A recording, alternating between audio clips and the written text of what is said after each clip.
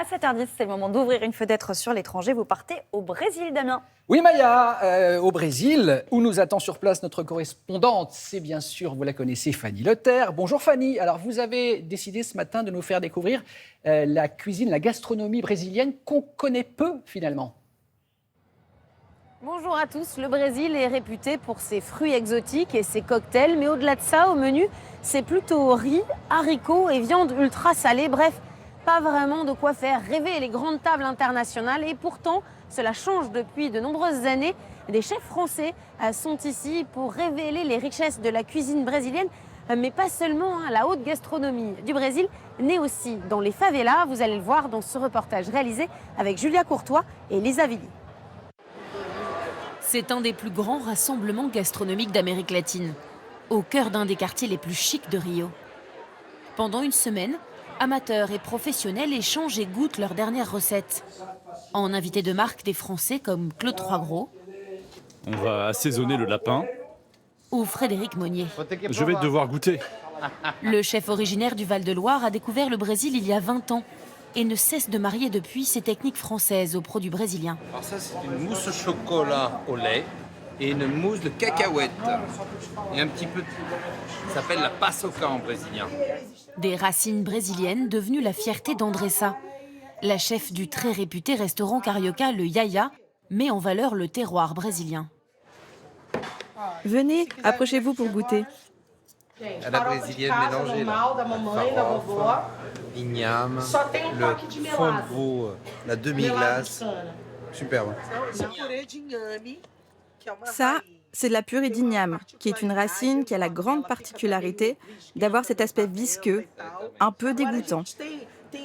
On a de grands chefs brésiliens, depuis longtemps, 10 ou 15 ans. Ils ont réussi à trouver une place sur le marché brésilien, sur le marché mondial de la cuisine. Ils utilisent les techniques classiques, mais aussi traditionnelles de notre pays, et valorisent ainsi nos ingrédients. Des mets raffinés réservés ici à ceux qui peuvent se l'offrir. Mais dans la favela de Babylonia, la révolution culinaire est en marche. Sur les murs de ces ruelles escarpées, les recettes de Regina ont du succès. Je t'ai apporté des feuilles d'épinards. Et ça, je vais en planter. La chef a fondé ici Favela Organica, un restaurant accessible à tous, où elle cuisine tout ce que les habitants ont à leur portée, des plantes du potager jusqu'aux écorces de fruits et de légumes. Ça, c'est des écorces de banane. Ce n'est pas seulement de rendre ma cuisine accessible financièrement, mais accessible en termes de connaissances aussi. Que les gens apprennent à connaître les produits et sachent qu'il y a un restaurant qui travaille au cœur de la favela, pour éviter que les habitants ne jettent les restes. Cela concerne tout le monde, que vous soyez habitant des quartiers chics ou de la favela. Une manière aussi de lutter contre le gaspillage alimentaire. Ce jour-là, les convives débattent de solutions concrètes et locales pour lutter contre le retour de la faim dans ces quartiers populaires. Regina fait naître ici une gastronomie accessible et surtout citoyenne. Fanny, on est face à un paradoxe parce que c'est une cuisine de plus en plus riche alors que malheureusement le pays est de plus en plus pauvre, c'est ça ?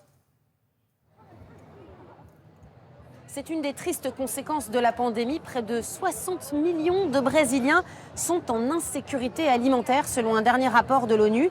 Et c'est dû, entre autres, à l'inflation galopante qui touche tous les produits de base ici au Brésil. Et ce qui fait que les classes populaires, les plus populaires en tout cas, ont de plus en plus de mal à s'alimenter, mangent moins, mais surtout moins bien. Et c'est toute l'importance des projets comme celui de Regina que vous avez vu dans le reportage, de pouvoir prouver qu'avec peu de moyens, on peut manger mieux, élaborer et prouver au passage que la gastronomie brésilienne n'est pas l'apanage des nantis. Merci beaucoup Fanny, passez un bon week-end du côté de Rio.